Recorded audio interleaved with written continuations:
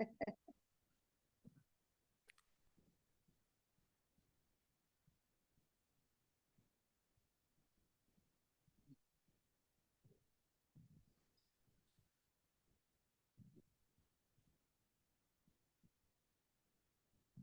नमः गुरुदेव। ओम नमो नारायणाय। नैना पुरोहित दही सर सुप्रभातम। ओम नमो नारायण। सुप्रभात। ओम नमो भगवते वासुदेवाय। ओम नमो भगवते वासुदेवाय। ओम नमो भगवते वासुदेवाय।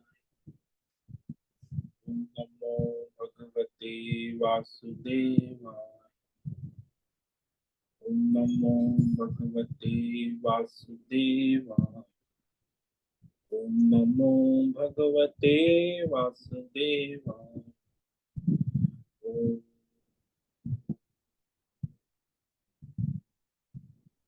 श्री परमात्मने नमो नमः।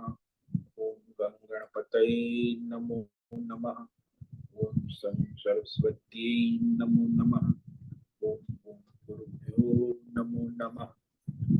ओम सहनाववतु सहनौ भुनक्तु सह वीर्यं करवावहै तेजस्विनावधीतमस्तु मा विद्विषावहै। ओम शांति शांति शांति। सदाशिव समारंभां शंकराचार्य मध्यमम् अस्मदाचार्य पर्यन्तां वंदे गुरु परंपरां। वंदे गुरु परंपरां।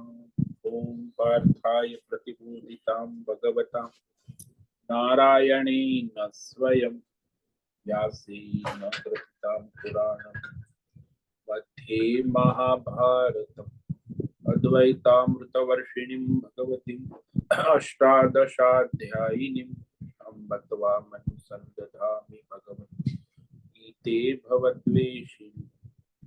वसुदेवसुतं देवं कंसचाणूरमर्दनं देवकी परमानन्दं कृष्णं वन्दे जगद्गुरुं। नमस्ते परमं ब्रह्म सच्चिदानन्दरूपा निर्गुणाय नमस्तुभ्यं ओंकाराय नमो नमः। सर्वे दुर्गाणि तरन्तु सर्वे भद्राणि पश्यन्तु सर्वे सद्बुद्धिमाप्नोतु सर्वे सर्वत्र नन्दतु। ओम तत्सत। ओम ओम ओम। आप सभी ऑनलाइन नेटवर्क पर उपस्थित भगवद गीता श्रवण साधकों को आज प्रातः का अभिवादन अभिनंदन अभिवंदन। हरि ओम हरि ओम हरि ओम।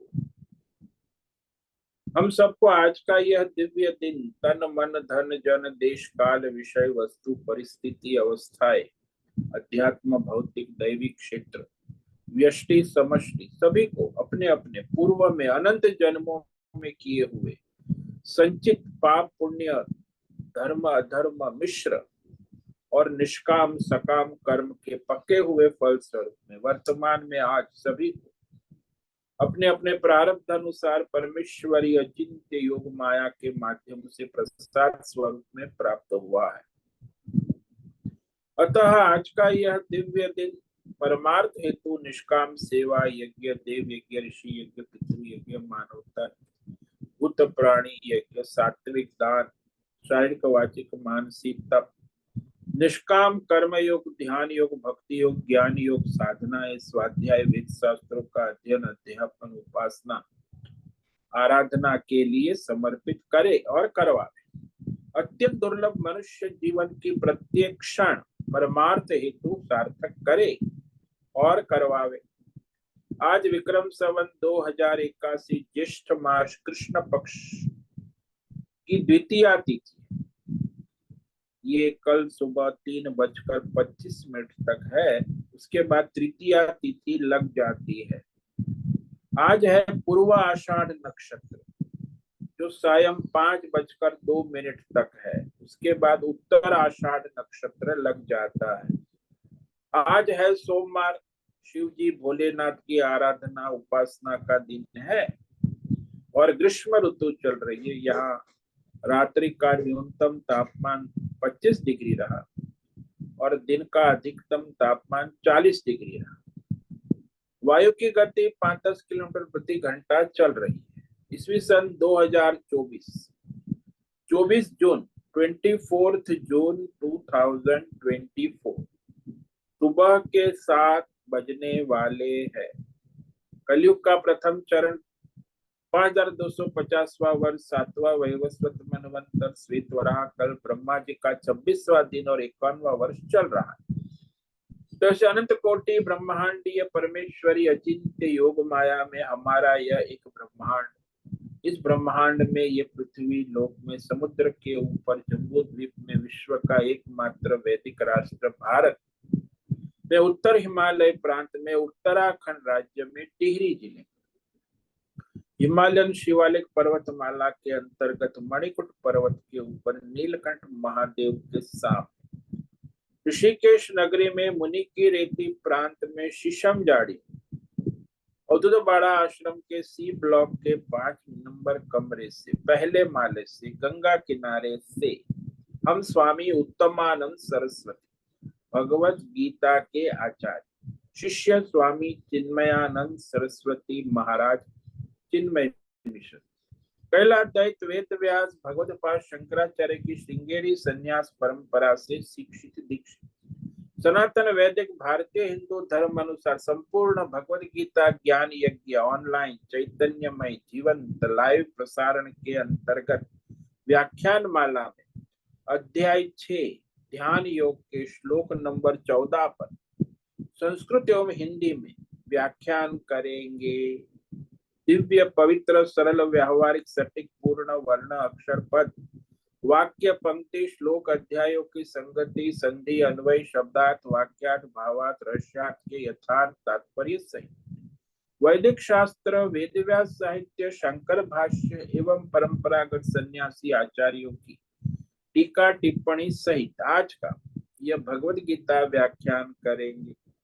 कृपया आप सभी श्रद्धा भक्ति ध्यान से परिपूर्ण होकर के यह दिव्य श्रवण साधना करें।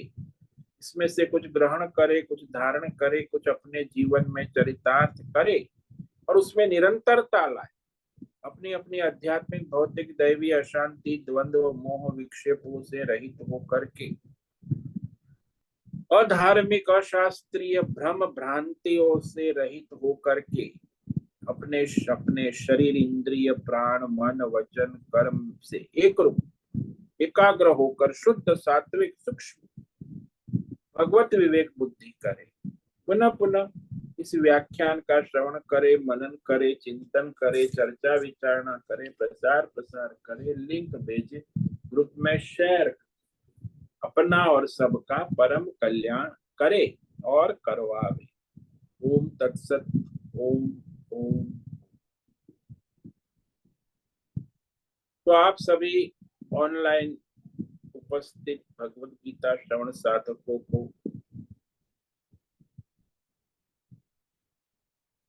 कल हमने सत्संग किया था के लिए,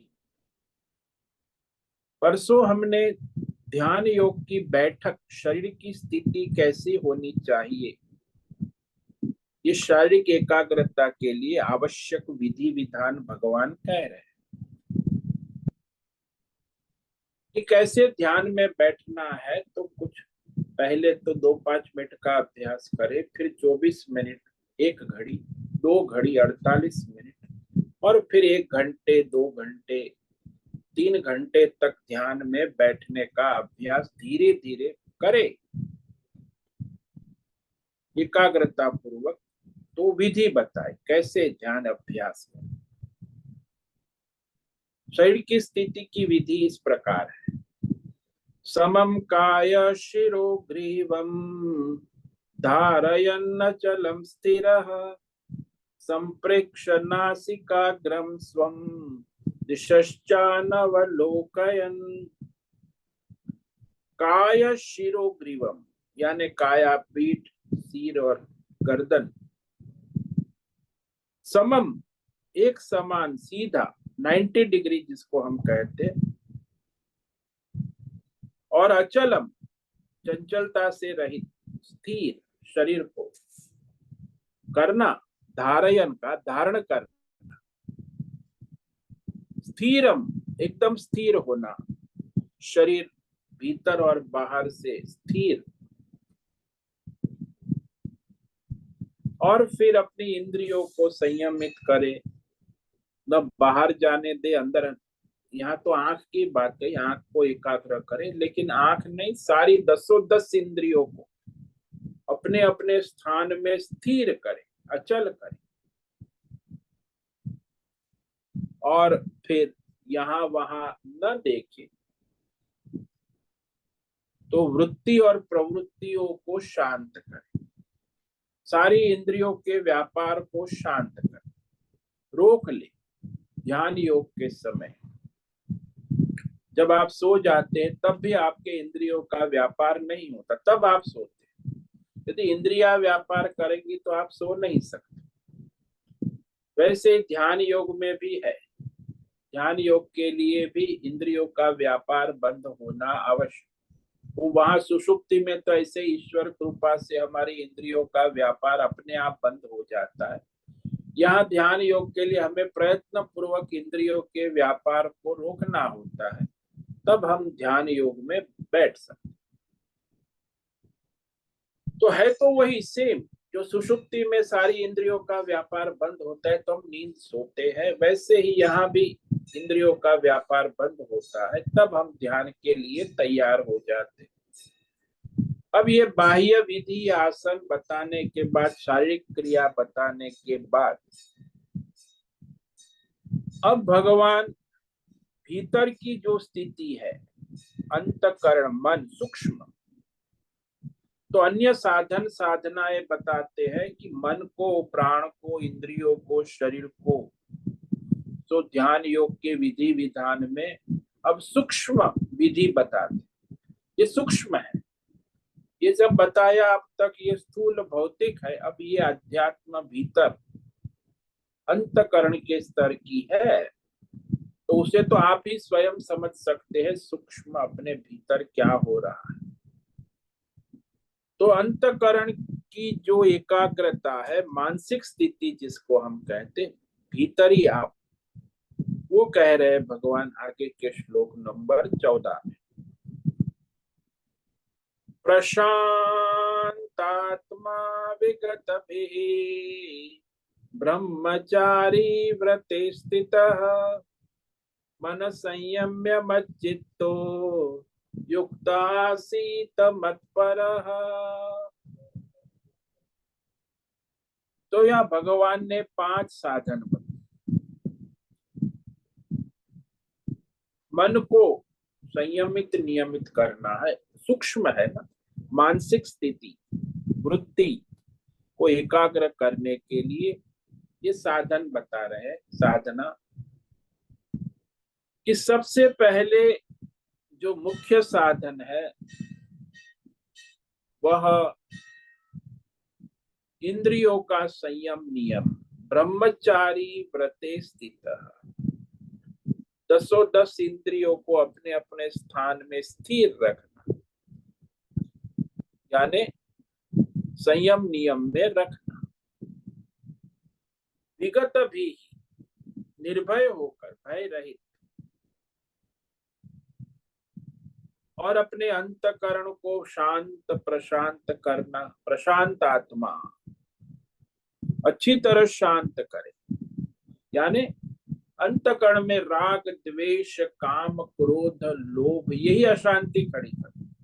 जिसके अंतकरण में काम क्रोध लोभ राग द्वेष मोह नहीं है, उसे कोई अशांति नहीं हो, इसलिए इसको काबू में कर। द्वंद्व से रहित अंतकरण मन बुद्धि को करे अपने प्रयत्न पूर्वक सावधान होकर। तो ये मन है, बुद्धि है, चित्त है, अहंकार है, उसका संयमन नियमन, संयम्य कहा, वश में करे, काबू में करे, नियम में करे।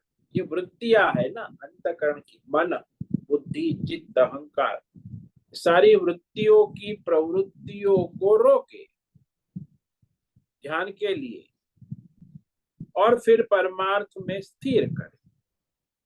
मत चित्त बुद्धि परमात्मा में स्थिर दृढ़ और मत पर भगवत परायण होकर ध्यान योग में आसीत स्थिर हो। ध्यान योग का आसन में अपनी स्थिति दृढ़ करे।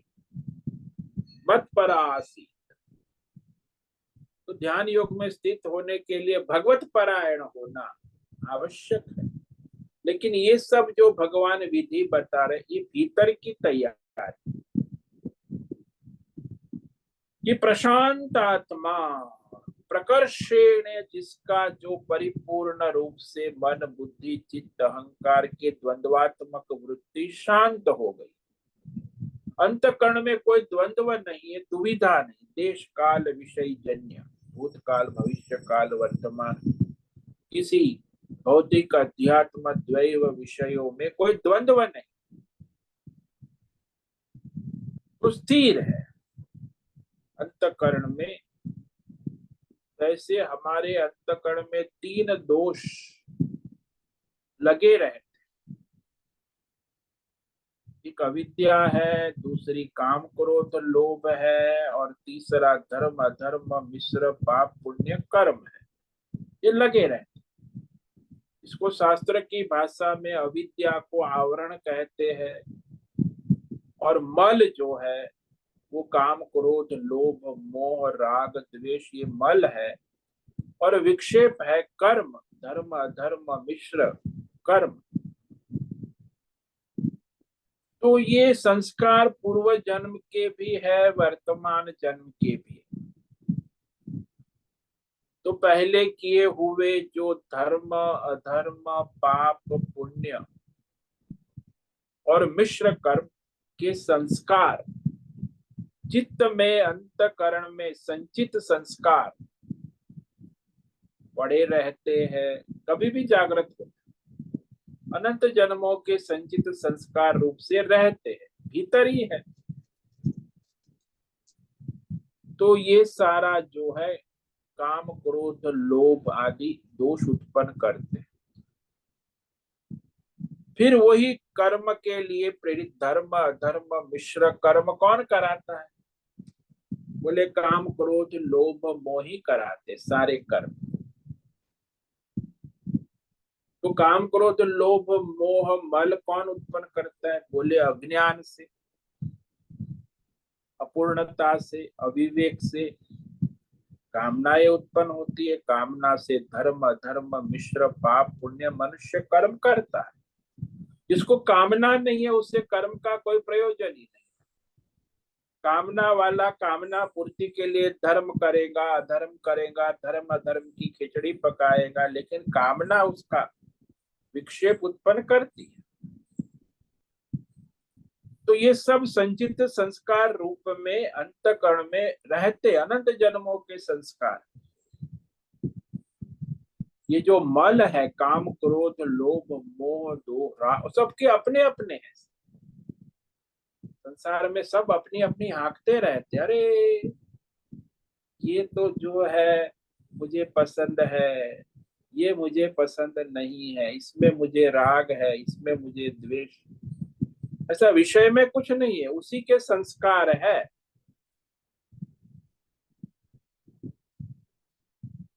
किसी को भेल पूरी खाता है तो अरे मीठी चटनी मत डालना मुझे पसंद नहीं, फिर वो कहेगा अरे मीठी चटनी डालना मुझे पसंद है।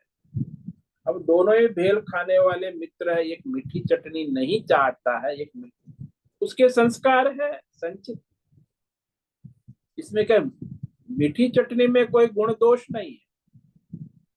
वो एक देवदत्त मित्र कहता है मीठी चटनी मुझे नहीं चाहिए, दूसरा वही भेल खाने बैठा है कहता है मीठी चटनी मुझे चाहिए। बस यही तो है विक्षेप। तो इस प्रकार वह अपने संस्कार से वर्तमान में धर्म अधर्म मिश्र पाप पुण्य कर्म करता है। तो ये संचित संस्कार रूप से सबके अंदर है और सब अपने अपने संचित संस्कार से प्रेरित होकर वर्तमान में धर्म अधर्म मिश्र कर्म करते रहे।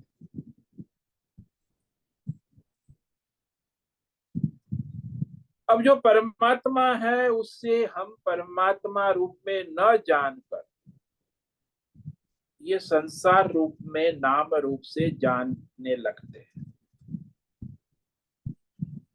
सचमुच में सब परमात्मा का स्वरूप है, परंतु हमारा अज्ञान भ्रम ऐसा है कि हमें संसार के नाम रूप दिख रहे हैं।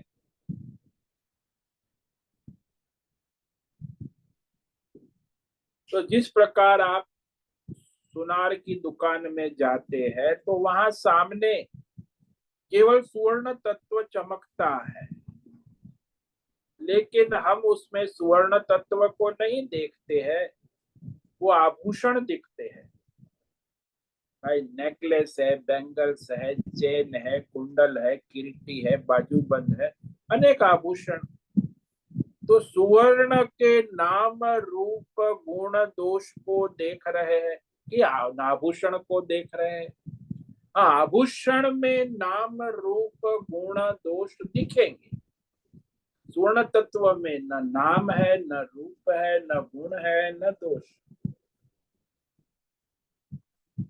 तो इस आभूषण की मोह दृष्टि के कारण वहां वस्तुतः तत्वतः केवल सोना का तत्व ही है। वह सुवर्ण तत्व को न देखकर हम लोग नाम रूप गुण दोष युक्त आभूषण, अंगूठी, नेकलेस, चेन, बैंगल्स आदि आभूषणों को देखते रहते हैं। और वो आभूषण को देखने वाला जो है आभूषण के नाम रूप गुण दोषों सुंदरता से इतना मोहित हो जाता है, मुग्ध हो जाता है कि सुवर्ण तत्व का उसे भान ही नहीं रहता, सुवर्ण तत्व का विवेक ही नहीं करता।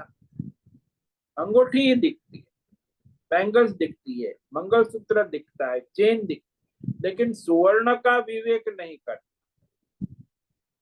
तो जो नाम रूप आकार सामने है उसमें आसक्ति है, राग है, द्वेष है, तो आभूषण हम खरीदते हैं। तो क्या खरीदते हैं? नाम रूप गुण के आधार पर आभूषण खरीदते हैं। अब आपने आभूषण खरीदे हैं और यदि आप घर पे ले जाते हैं तो दूसरा कोई सुनार आपका मित्र आता है और वो आभूषण को दिखाते हैं कि देखो तो कैसे है। तो वो कहता है कि सोना इसमें मिलावटी पित्तल भी है, ये असली सोना नहीं है। तो आपको गहने खरीदने का सुख मिलेगा? नाम रूप आकार तो है, आभूषण है, लेकिन सोने का तत्व उसमें नहीं है। तो सोने का सुख नहीं होगा, दुख होगा। असली तत्व सोना है, उसमें जो मिलावट हो गई वो हमें परेशान करती है, दुख उसी को नहीं देखते। और उस मिलावटी सोने के कारण हम परेशान हो जाते, फिर जाते सुनार से झगड़ा कर, अरे तुमने हमें क्या दे दिया, ऐसे गहने दे दिए, इसमें मिलावट है पित्तल की। तो इस प्रकार वो दुखी हो जाता। पहले सुखी था लेकिन मिलावट होने से दुखी हो। सुनार जो होता है वो आभूषण के नाम रूप गुण दोष से मोहित नहीं रहता। वह तो देखेगा कि सोना कितने, सुवर्ण तत्व कितने कैरेट का है, 12 कैरेट है, 14 है, 16 है।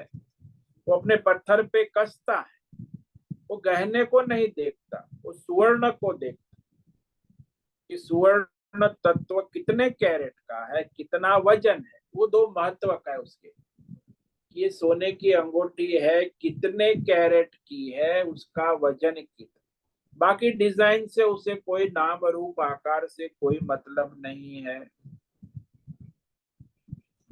इसीलिए सुनार को उस गहने के नाम रूप आकार में मोह ममत्व नहीं रहता, वो तो केवल सुवर्ण तत्व को ही देखता है। इसी प्रकार जब हमारे अंतकरण का संपर्क जो चैतन्य परमात्मा से होता है, परंतु उस चैतन्य परमात्मा के ऊपर हमारा अज्ञान माया नाम रूप गुण दोष का पर्दा पड़ा हुआ है, अज्ञान का पर्दा, माया का पर्दा, तो हमारे अंतकरण में ये सारा जो है नाम रूप गुण दोष आकर्षित कर लेते हैं। तो उन्हीं के प्रति हमें फिर द्वंद्व खड़ा हो जाता है, राग द्वेष हो जाता है। हम भूल जाते हैं कि ये संसार नहीं है, संसार में असली तत्व परमात्मा है। असली तत्व क्या है? वो नकली तत्व के साथ मिलावट हो गई, इसी को विक्षेप कहते हैं। वास्तविक परमात्मा तत्व जो है सच्चिदानंद परमात्मा, उसी जगह हम ये भौतिक अध्यात्म दैव संसार के सारे नाम रूप गुण दोष को ग्रहण करके उसमें व्यवहार करते रहते, लेकिन ये संसार के रूप में वास्तव में परमात्मा तत्व ही साक्षात उस सभी नाम रूप गुण दोषों में उपस्थित है, नित्य सदा सर्वदा सब। तो उस परमात्मा तत्व का ग्रहण नहीं होता है, परमात्मा तत्व नहीं दिखता है, नाम रूप गुण दोष सब विषय भौतिक अध्यात्म देव बहुत दिखता है, लेकिन परमात्मा तत्व का दर्शन नहीं होता, ग्रहण नहीं होता, इसी को विक्षेप कहते,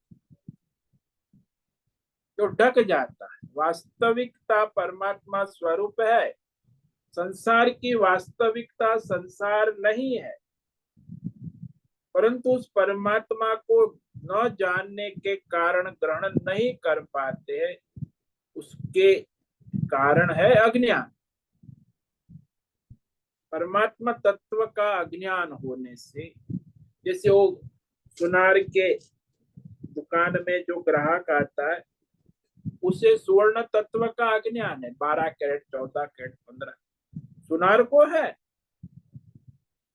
तो वो अज्ञान के कारण फिर नाम रूप गुण दोष में उलझा रहता है गहनों के, उसे सुवर्ण तत्व का विवेक नहीं है।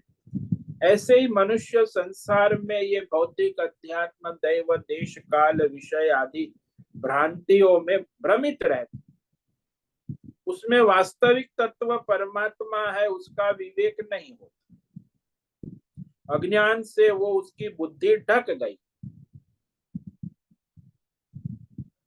तो हमें परमात्मा तो दिखता है, लेकिन अज्ञान से ढका हुआ, कामना और वासना से ढका हुआ दिखता है। हालांकि वो सब समय सदा सर्वदा सब में उपस्थित है, फिर भी कोई देश काल विषय नहीं जहां परमात्मा ना हो, फिर भी हमें नहीं दिखता। हमारा तो निरंतर परमात्मा के साथ अखंड संबंध होते हुए भी हम उससे भिन्न हो जाते हैं।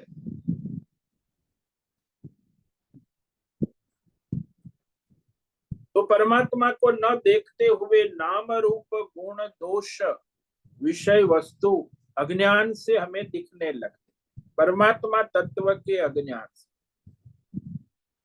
वास्तव में तो एक क्षण एक दिन भी ऐसा नहीं है जब हमारा परमात्मा के साथ एकत्व ना हो, सब परमात्मा में है, चाहे जागृत हो, चाहे स्वप्न हो, चाहे सुषुप्ति हो, चाहे समाधि हो, एक क्षण भी हम परमात्मा के बिना नहीं है। आप कहते हो मैं हूं का अभाव एक क्षण भी नहीं। जो ये मैं, शुद्ध मैं का भाव है, मैं हूं, वह परमात्मा ही है। लेकिन उसमें हम जोड़ देते मैं देवदत्त हूं, तो 24 तत्व प्रकृति माया का पर्दा पड़ जाता है। अब जब तक देवदत्त नहीं हटेगा तब तक मैं हूं परमात्मा भाव कैसे प्रकट होगा। तो उस परमात्मा तत्व को न जानने के कारण ही अज्ञान से हम कहते हैं कि मैं देवदत्त हूं, मैं ब्राह्मण हूं, मैं स्त्री हूं, मैं पुरुष हूं। ये तो प्रकृति माया है, 24 तत्व है। तो एक ये नाम रूप उपाधि वाला अशुद्ध मैं है, और एक नाम रूप गुण दोष उपाधि से रहित तो शुद्ध मैं हूं। तो शुद्ध मैं हूं वो परमात्मा है, और अशुद्ध मैं हूं वो देवदत्त, ये जीवात्मा है। हालांकि दोनों एक ही है, एक अज्ञान से दिखता है, दूसरा ज्ञान में दिखता है। तो जिसके द्वारा हम इस अहम देवदत्त रूपी अज्ञान को जानते हैं, परंतु वो जो अज्ञान है कि मैं देवदत्त हूं, उसका जो तत्व है उसको नहीं जानते, इसी को अज्ञान कहते।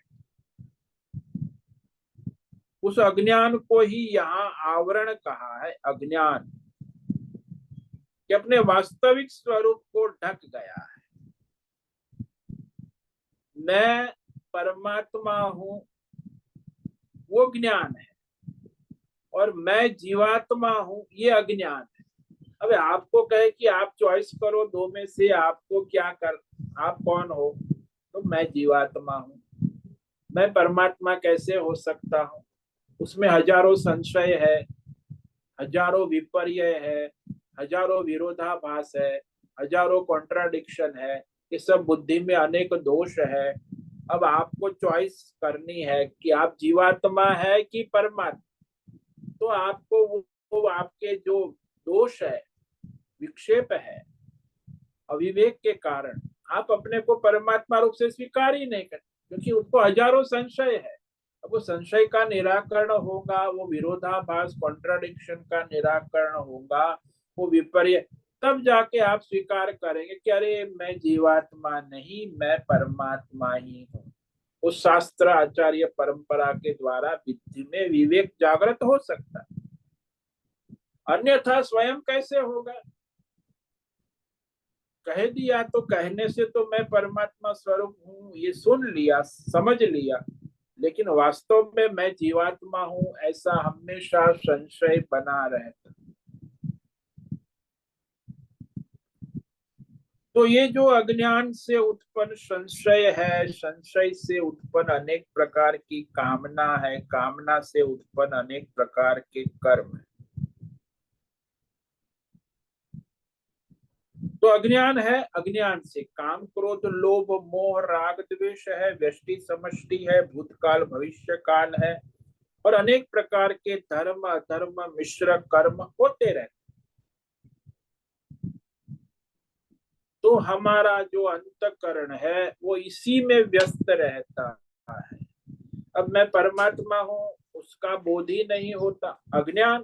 परमार्थ तत्व होते हुए भी उसका अज्ञान।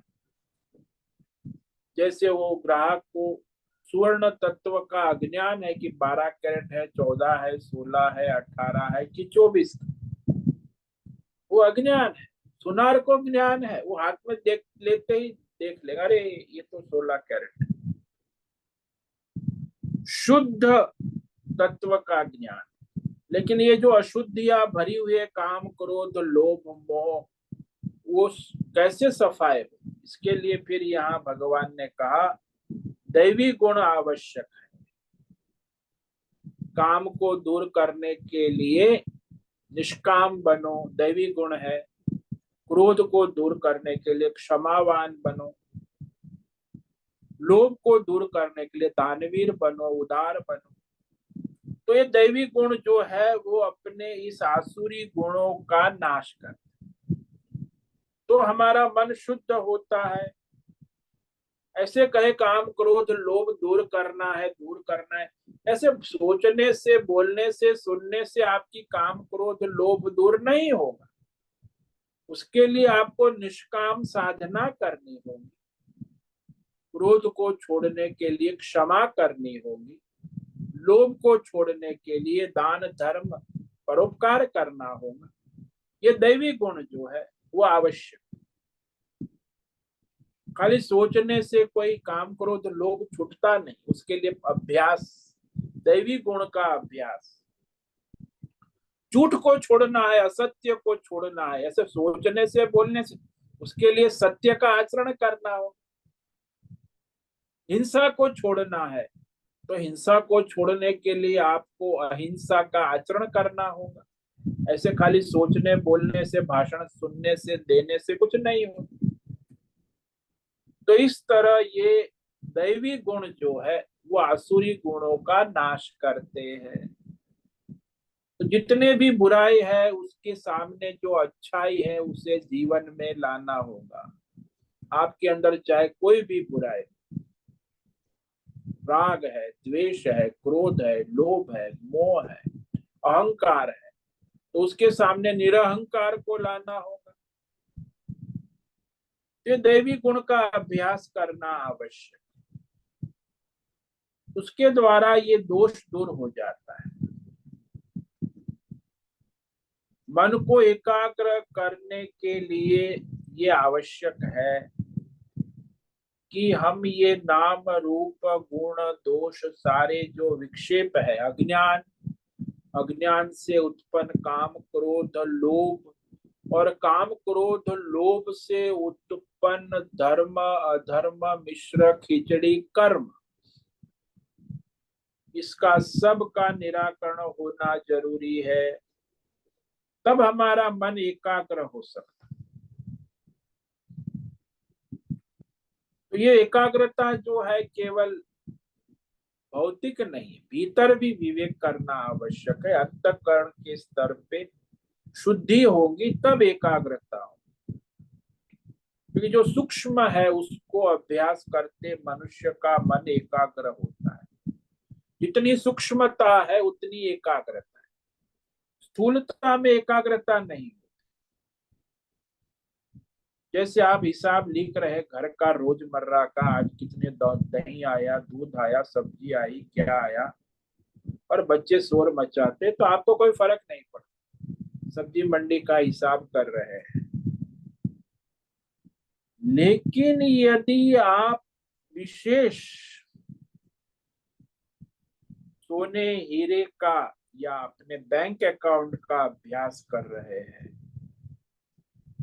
तो आपको विशेष एकाग्रता, सूक्ष्मता, तो आप बच्चों को डांटेंगे, अरे चुप रहो, मैं अभी हिसाब कर रहा हूं, क्योंकि वहां सूक्ष्म परीक्षा करने के लिए अंतःकरण को एकाग्र करना आवश्यक है।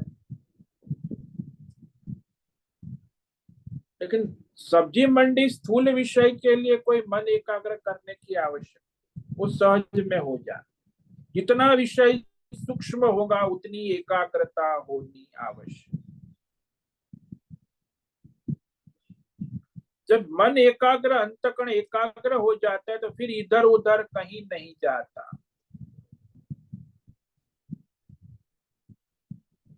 ये आवश्यक है। कोई भी कार्य आप करो उसमें एकाग्रता होना आवश्यक है, चाहे भौतिक हो, चाहे आध्यात्मिक हो, चाहे दैवी हो, चाहे पारमार्थिक। जब आप यहाँ वहां भटक रहे हैं तो फिर आप कुछ कार्य ठीक से नहीं कर पाए। अरे सब्जी बनानी है तो भी आपके घर में फ्रिज में 5 सब्जी है, तोरी है, लौकी है, भिंडी है, गुवार है, लेकिन अब आपको बनानी है, उसके लिए एकाग्रता होनी चाहिए। भाई आज क्या बनाना है, लौकी बनानी है तो लौकी बनाओ। तो उसमें भी विवेक करना आवश्यक है, मन की एकाग्रता, तब सब्जी बने। मतलब मिक्स कर देते, खिचड़ी पका सबको, तो भी गड़बड़ हो जाए, इधर उधर ध्यान चला जाए। तो ये जो मनुष्य की एकाग्रता है वो आवश्यक है, और उसमें भी स्थूल और एक सूक्ष्म एकाग्रता। तो परमात्मा के लिए स्थूल सूक्ष्म एकाग्रता ने, उससे भी सूक्ष्म मूल परमात्मा का चिंतन है। वो अत्यंत सूक्ष्म होने के कारण मन बुद्धि की सूक्ष्म एकाग्रता की आवश्यकता है। अत्यंत सूक्ष्म शुद्ध सात्विकता, इसीलिए ये सब साधना है, ध्यान योग, कर्म योग, भक्ति योग, कि आपके अंतःकरण सूक्ष्म शुद्ध सात्विक को एकाग्र हो, सारे विक्षेप दूर हो जाए, तब हम परमात्मा के वास्तविक स्वरूप को ग्रहण कर सकते हैं। जब तक इतने विक्षेप है सारे स्थूल सूक्ष्म, तो उसका निराकरण करने के लिए ये साधना, कर्म योग, ध्यान योग, भक्ति योग। क्योंकि मैं देवदत्त हूं, उसमें देवदत्त के नाम और गुण के द्वारा वो मैं ढका हुआ, शुद्ध मैं। ये जो मैं देवदत्त हूं वो अशुद्ध है, 24 तत्व माया का पुतला है, लेकिन उसको हम देवदत्त को ही मैं बना दिया। तो मैं वास्तव में परमात्मा हूं। तो मैं के द्वारा जो ढका हुआ है परमात्मा तत्व, मैं देवदत्त, ये अज्ञान है, ये आवरण।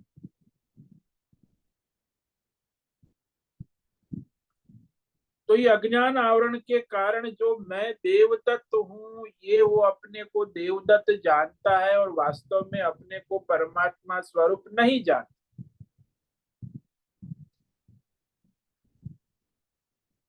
उस मैं तत्व को शुद्ध, अपने मैं परमात्मा हूँ ऐसे शुद्ध परमार्थ तत्व को जानने के लिए उसकी बुद्धि शुद्ध होना आवश्यक है।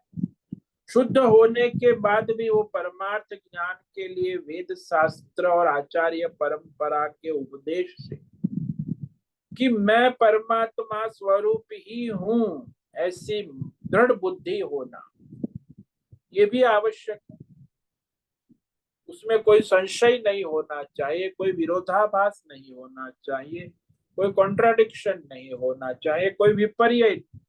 मैं परमात्मा स्वरूप हूँ, शास्त्र कहता है, वेद कहता है, आचार्य कहता है, लेकिन उसका जो शुद्ध मैं का स्वीकार हम नहीं करते। हम अशुद्ध मैं देवदत्त को ही जानते हैं, मानते। तो उसे पहचानना होगा। आप मैं किसको विषय कर रहे हैं? जब आप मैं बोलते हैं तो मैं आप जीवात्मा को कह रहे हैं कि मैं आपको परमात्मा? कि मैं शब्द का विवेक करना आवश्यक। जैसे घड़ा है, घड़े शब्द को हमने देखा तो उसमें हम क्या देखते? घड़े का अर्थ करते मोटा पेट है, लंबी गर्दन है, उसमें पानी है, बर्तन है, तो घड़ा दिखता है।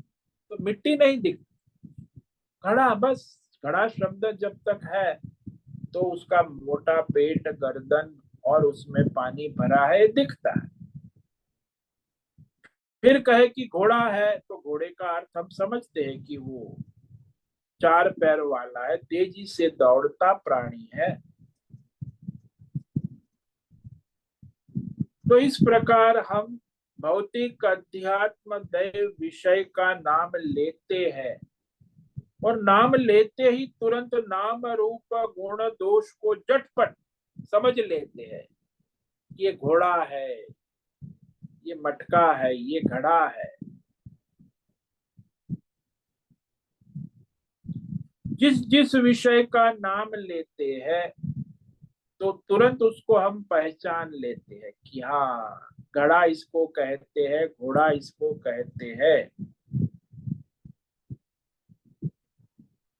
यदि कोई शब्द हमारी जान पहचान का नहीं है और वो विषय यदि सामने आ गया तो हमको पता ही नहीं लगेगा कि ये विषय क्या है कहेंगे।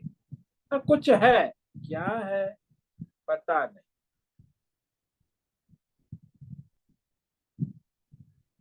तो बोले बताओ उसका नाम क्या है, नाम आप सुनो। बोले ये जो विषय है पहली बार मैं देख रहा हूँ, और पहली बार देखने के बाद क्या है, तो कहा टुम्बकटू। ये पहली बार मैंने देखा है, विश्व में पहली बार देखा। और ये टुम्बकटू है क्या? बोले एक फल है, हिमालयन फल। अच्छा अच्छा अच्छा, अब उसे नाम से पहचान कि टुम्बकटू हिमालय का फल है। अब तक सामने था लेकिन अब पता चल गया कि ये जो है नीला पीला रंग का टुम्बकटू जो है वो हिमालयन फल है। तब हम पहचान। फिर भी वो कहेंगी ये परमात्मा है तो हम नहीं पहचाने, क्योंकि टुम्बकटू नाम रूप उपाधि से हम जानते हैं।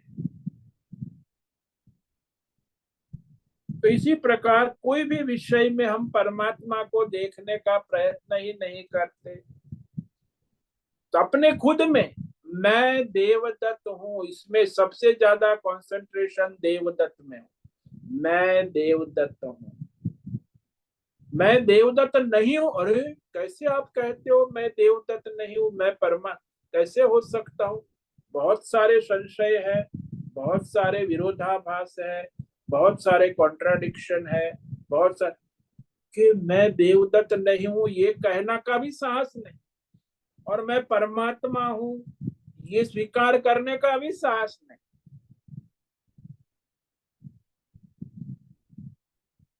तो मैं के अंदर दो मैं छुपे हुए हैं, एक मैं देवदत्त और एक मैं परमात्मा। अब आप बोल रहे हैं तो विवेक करें कि मैं कौन सा मैं बोल रहा हूँ, परमात्मा मैं है कि देवदत्त। उसकी ऐसी मिलावट हो गई है, तो ज्यादातर हम जानते हैं कि मैं देवदत्त हूँ। वेद वाक्य तत्व चिंतन करने से मैं शब्द का वास्तविक अर्थ क्या है, वो जब वेद शास्त्र उपनिषद आचार्य परंपरा से बतला दिया जाता, उसके बाद जब हम अहम तत्व को देखते हैं तो वो हमारा पहचाना हुआ शुद्ध चैतन्य परमात्मा रूपी अहम वो प्रकट होता है। यदि हमने सत्संग किया है तो हमें उस पर ध्यान, मैं शब्द आएगा तो हमें तुरंत पता लगेगा कि मैं परमात्मा स्वरूप है, चैतन्य कह रहे हो। मैं किसी शब्द का प्रयोग न करके मैं का बोध हो जाए कि मैं कौन हूं। जैसे दृष्टांत ले लो कि कहीं आप गप्पे हाँक रहे बैठे हैं, तो फिर अचानक वो विद्यार्थी लोग सब बैठे हैं 8-10, उसमें एक विद्यार्थी अपनी घड़ी पर घड़ी तो देखता है घड़ी में 8 बजने में 5 मिनट बाकी है।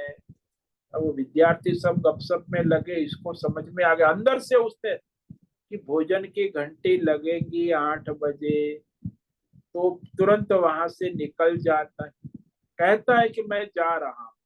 अब उसका एक क्षण में निश्चय बदल गया, सब मित्र गपशप कर रहे हैं, उसको पता चल गया कि 5 मिनट में भोजन की घंटी लगेगी और 8 बजे भोजन करने जाना है, तो घर कमरे में जाकर थाली ले आनी होगी और 8 बजे पहुंचना होगा। तो अब मैं यहां से चलता हूं। तुमने कहा मैं का शब्द प्रयोग, मैं की प्रतीति हुई, लेकिन मैं होते हुए भी मैं शब्द का वास्तविक अर्थ जो है उसका पता नहीं लगा। कि ये मैं जो घंटी की बात सुन याद करके वहां से निकल गया तो मैं देवदत्त ही रहा। वास्तविक मैं का पता ही नहीं लगा। चाहे मैं शब्द का प्रयोग करो, लेकिन मैं तत्व को जानना आवश्यक। मैं तत्व जब प्रकट होने के बाद हमेशा उसकी प्रतीति रहती है। एक बार बुद्धि में उस मैं तत्व की जागृति हो जाती है तो हमेशा रहती है। हालांकि संसार में जो अज्ञानी है, मूढ़ है, मूर्ख है, सभी इस मैं शब्द का प्रयोग करते। मैं कह तो रहे कि मैं देवदत्त हूँ, मैं भिखारी हूँ, मैं मूर्ख हूँ, मैं शराबी हूँ, मैं गरीब हूँ, मैं पागल हूँ, मैं स्त्री हूँ, मैं पुरुष हूँ। अरे मैं तो सब बोल,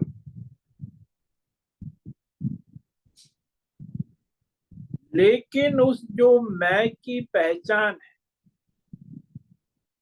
वास्तविक उसकी जान पहचान न होने का, मैं को वो शरीर और नाम रूप गुण उपाधि वाला समझ लेता है। कभी भी मैं का यथार्थ अर्थ नहीं समझ पाता, हालांकि वो नाम रूप के पर्दे से ढका हुआ है।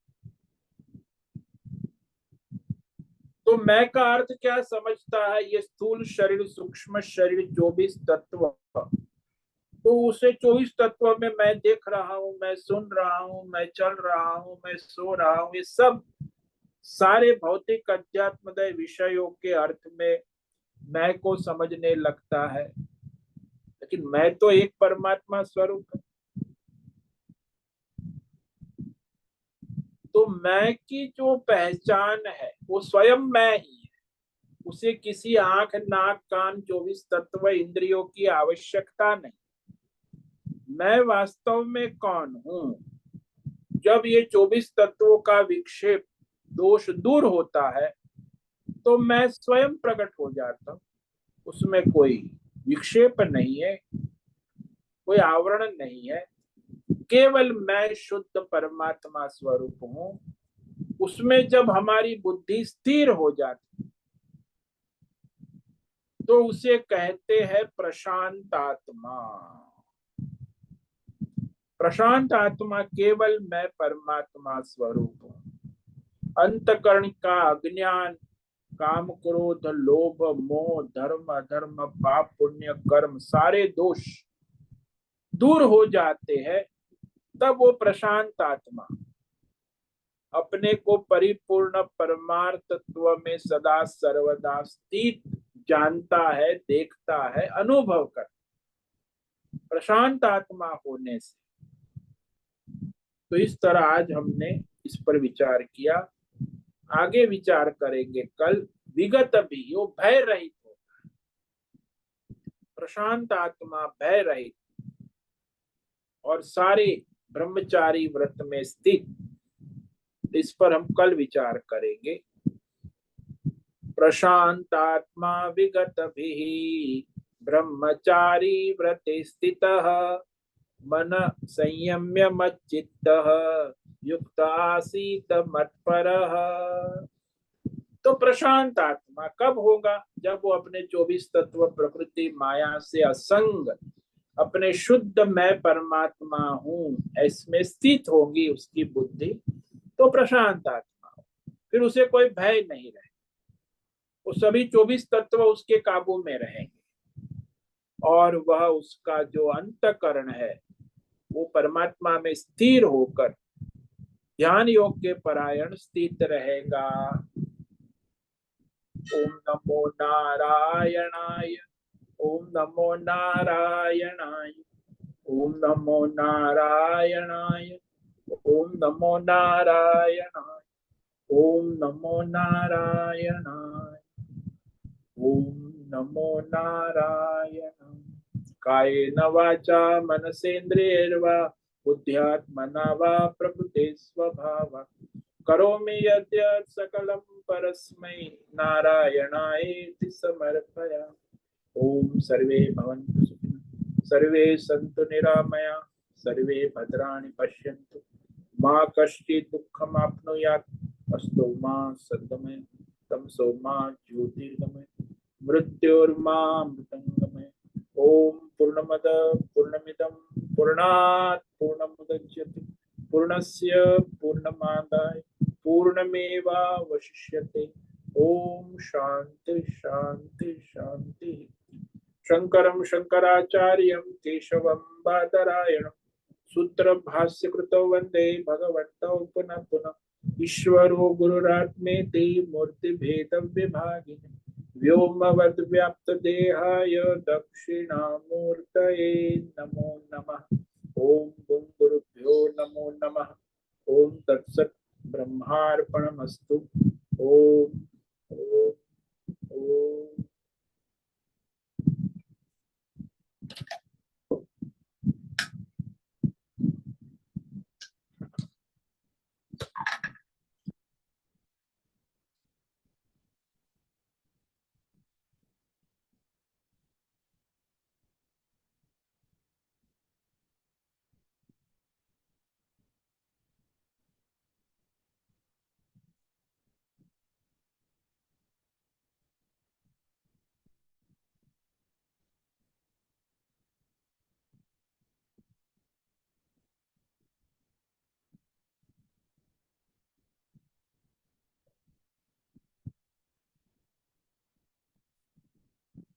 नमो नमः गुरुदेव।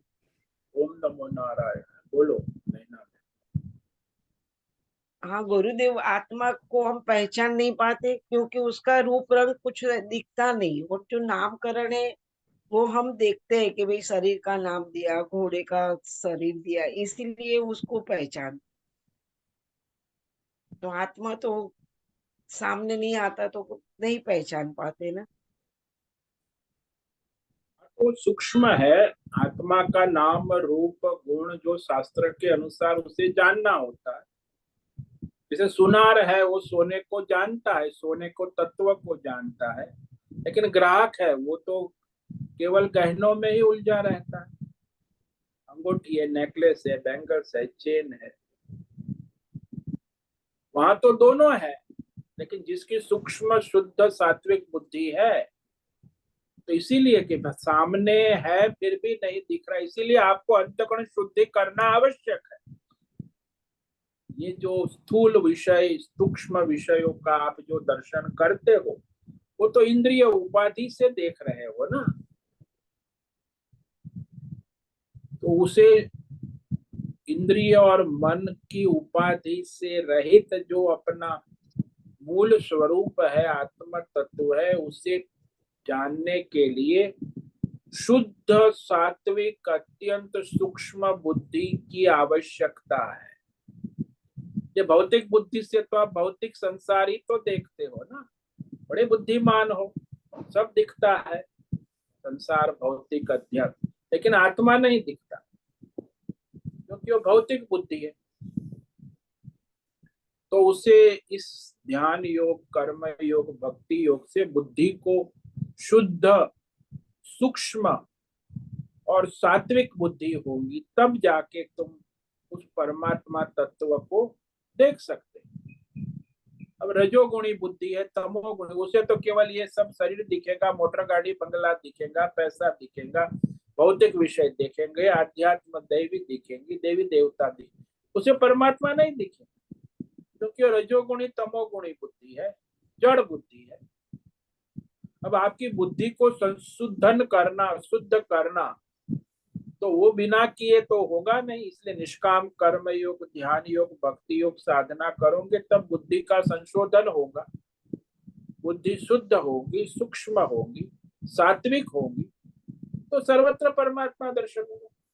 आप देखो जितने भी संत महापुरुष है, चाहे मीरा हो, कबीर हो, शंकराचार्य हो, तुलसी हो, सब उनकी बुद्धि जो है भगवतमय कब हुई? जब ये सारे द्वंद्व से उपराम हो, कर्म योग किया, ध्यान योग किया, भक्ति योग साधना से वो बुद्धि शुद्ध हो गई, तो उनमें ज्ञान हो गया।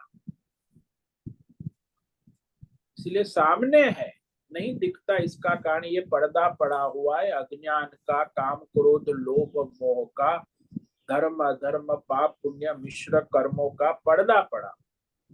ये पर्दा हटाने के लिए ही निष्काम बनना हो, तभी तो पर्दा उठेगा। आप सकाम करते रहोगे तो आपका पर्दा कभी हटेगा ही नहीं। निष्काम करोगे तो धीरे धीरे वो बुद्धि शुद्ध होने लगे, द्वंद्व समाप्त होने लगे, काम क्रोध लोभ मोह छूटने लगे। सकाम में से वो तो बढ़ता जाएगा, काम क्रोध लोभ मोह राग द्वेष का छोड़ना है। आप सकाम हो, कामना वाले हो और कहते छोड़ना है, कुछ नहीं छूटेगा। निष्काम करोगे तब छूटेगा। सकाम से, सकाम का विरोधी निष्काम है, क्रोध का विरोधी क्षमा है, लोभ का विरोधी यज्ञ दान तप है। तो दान धर्म करोगे तो लोभ छूटेगा।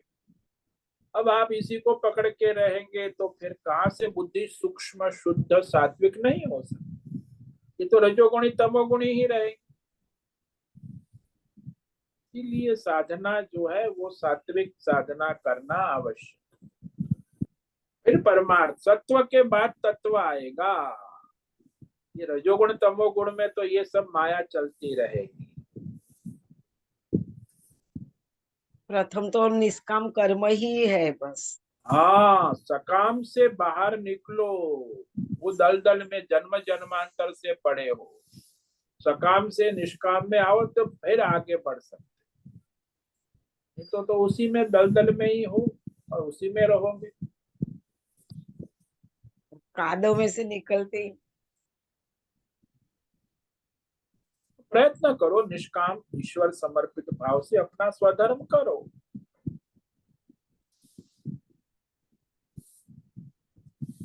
हाँ गुरुदेव, नमो नारायण। ओम नमो नारायण। ठीक है, आज का समय पूरा हो गया है। सभी साधकों को आज का ओम नमो नारायण। सबको ओम नमो नारायण। ओम नमो नारायण। नमो नारायण स्वामी। सभी साधकों को नमो नारायणाय। उससे निवेदन है आज का सत्संग पूर्ण करें। ओम नमो नारायणाय स्वामी जी। सबको ओम आज नमो। का यह दिव्य सत्संग हम यही पूर्ण करते हैं। सभी साधकों को ओम नमो नारायणाय। सभी साधकों को ओम नमो नारायणाय।